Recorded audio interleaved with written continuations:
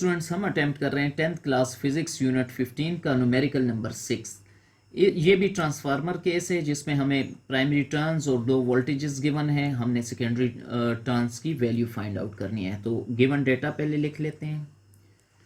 Given data में हमें given है number of terms in primary,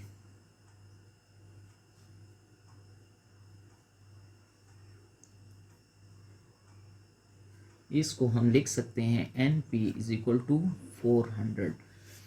इसके अलावा हमें गिवन है प्राइमरी वोल्टेज VP जो कि 220 वोल्ट्स है, AC to 3 volts AC। So secondary voltage is equal to 3 volts. अब रिक्वायर्ड वैल्यू में हम फाइंड आउट कर रहे हैं number of turns on secondary, इसको हम लिख सकते हैं NS और ये क्वेश्चन मार्क। सोल्यूशन,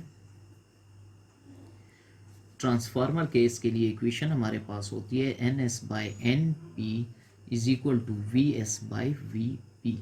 चूँकि हम इंटरेस्टेड हैं सेकेंडरी के नंबर ऑफ टर्न्स में, तो इसको उठा के उधर शिफ्ट कर लेते हैं। तो हमारे पास NS is equal to VS by VP into NP। चूँकि तीनों वैल्यूज़ अवेलेबल हैं तो ये वैल्यूज़ डाल लेते हैं। 3/220 इंटू 400 सिंप्लीफाई करते हैं तो यहाँ पे ये आ जाते हैं 5.45।